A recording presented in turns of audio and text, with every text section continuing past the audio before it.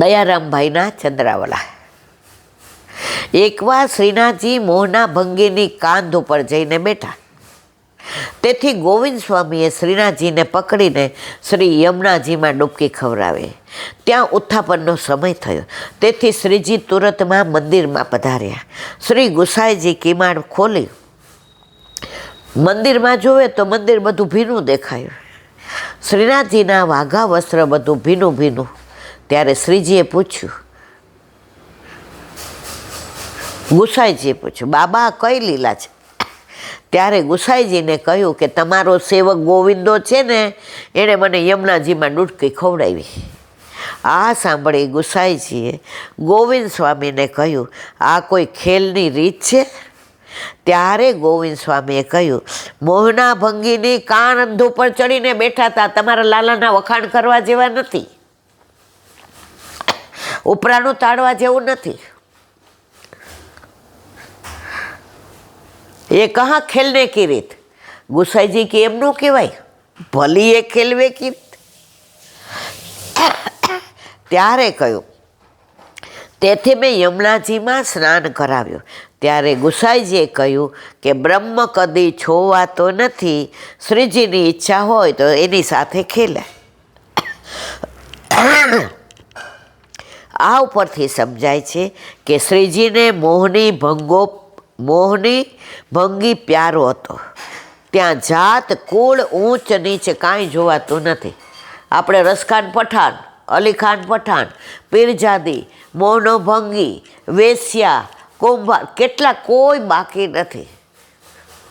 તમે વૈષ્ણવ કહો એટલે જ્ઞાતિનો કોઈ ભેદ રહેતો નથી. નાલમ દ્વિજતા દેવત્વ મુષિત્વમ વા સુરાત્મજા પ્રાણનાથ મુકુંદસ્ય નવૃત્તમ ન બહુનાગત. બ્રાહ્મણપણું, દેવપણું, ઋષિપણું, સદાચાર અથવા અનેક શાસ્ત્રમાં પ્રવીણના તેમજ દાન, તપ, યજ્ઞ, શૌચ અને વ્રતો આ સર્વ હરિને પ્રસન્ન કરવાનો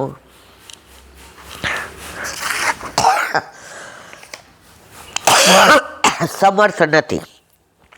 શ્રી હરિ તો નિર્મળ ભક્તિથી જ પ્રસન્ન થાય છે. આજે ગદાધર દાસી હતા. હવે એને કોઈ યજમાન કાંઈ દેવાનું હોય, હવે ખાવું શું, પ્રભુને ધરવું શું, જળની લોટી ધરી આખો દિવસ. તો એમણે જળની લોટી લીધી. પદ્મનાભદાસ પાસે કાંઈ નહોતું તો છોલા ધરાવતા હતા. અકાજી ત્યાંથી સામગ્રી આવી. પદ્મનાભદાસે પૂછ્યું, મારા વાલા, 56 ભોગ આરોગવા હોય તો વલ્લભના ઘરે જાઓ, અને છોલા આરોગવા હોય તો મારા ઘરે. એ કે મારે તારા છોલા આરોગવા જ, મારે 56 ભોગ ના. પ્રભુ ભાવના ભૂખ્યા છે. પ્રભુ કેવા ભક્તો ઉપર પ્રસન્ન રહે છે તે 252 વાર્તા પૈકી 17મી, 117મી. બોલો વલ્લભાધીશ કી જય.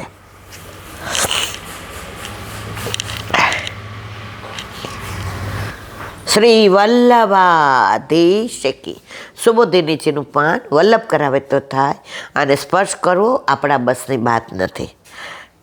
આયુર્હતી વૈ પુષામુધ્યસ્તમ યનસો તસ્ય તે એક ક્ષણોનિત ઉત્તમ શ્લોક વાર્તયા. સૌનક ઋષિ કહે છે કે જે પુરુષ ઉત્તમ શ્લોક ભગવાનના વાર્તાલાપ વગર સમય ગુમાવે છે, એનું આયુષ્ય ઉગતો અને આથમતો સૂર્ય હરી લે છે.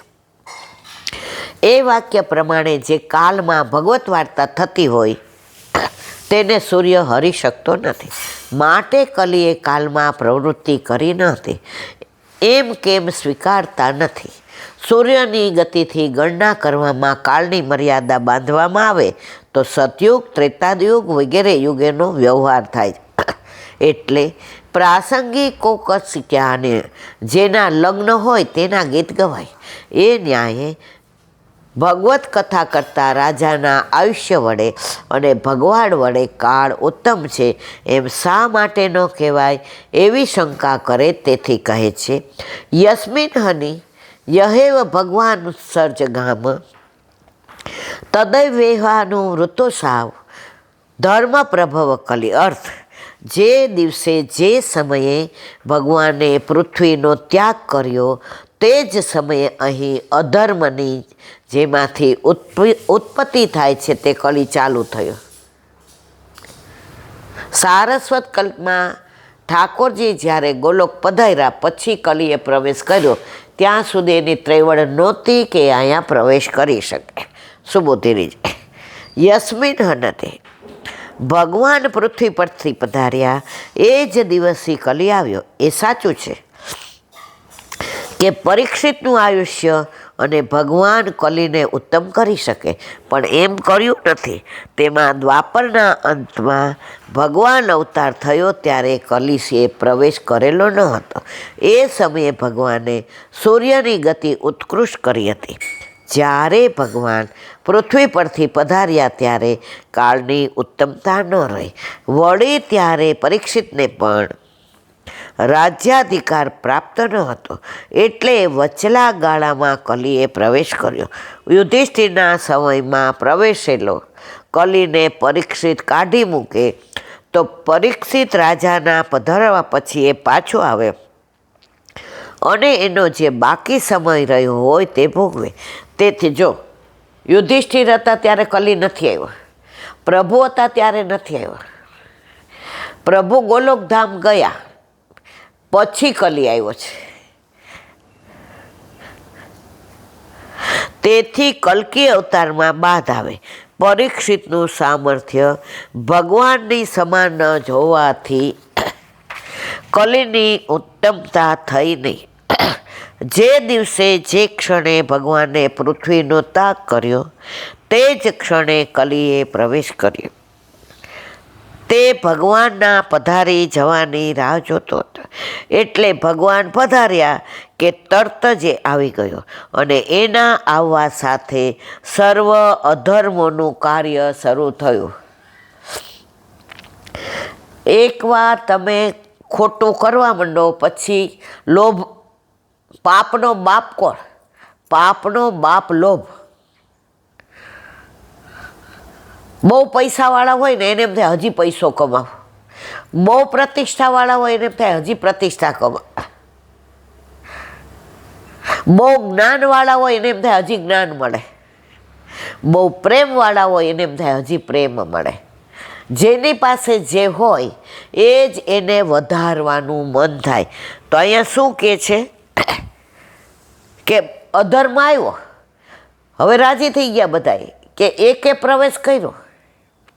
ઓલા છોકરાવાળા જોવા આવ્યા એટલે દીકરીના મા બાપે પૂછ્યું એ કે આમ તો બધું ઘર બરાબર છે, પણ છોકરાને એ કે કોઈ કુટેવ નથી, ખાલી એ કે એણે જુગાર રમવા ગયો હોય ને અને હારી જાય ને તો કોક વાર દારૂ પીએ, અને દારૂ પીએ ને ભાન ન રહે ને તો વેસ્યા વાળે જાય.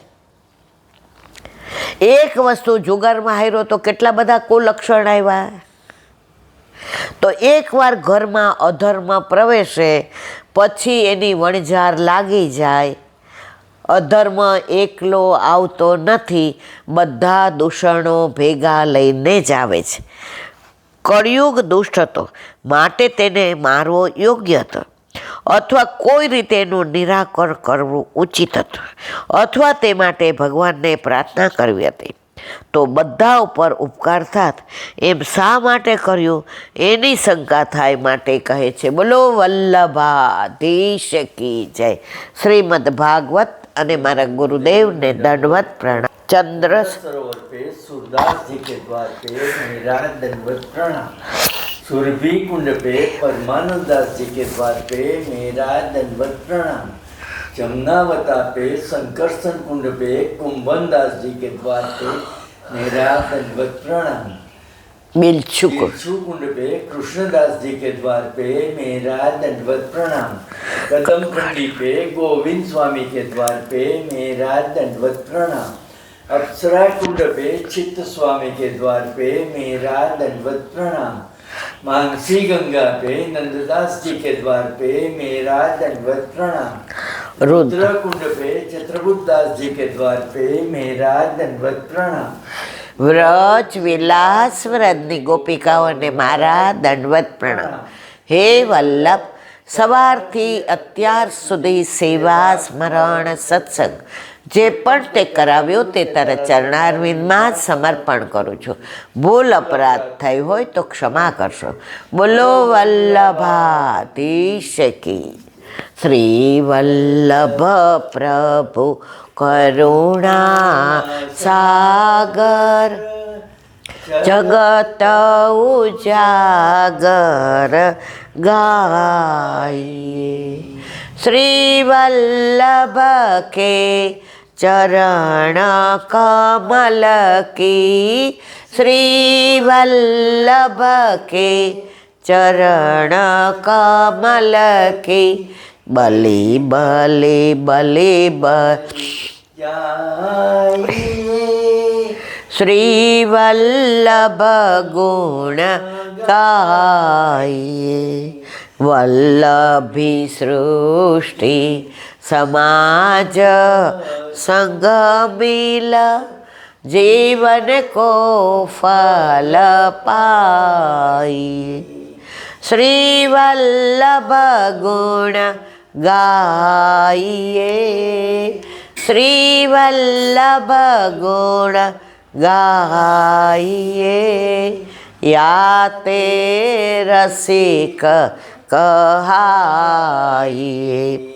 શ્રી વલ્લભ પ્રભુ કરુણા સાગર જગત ઉજાગર જગત ઉજાગર જગત ઉજાગર ગાય.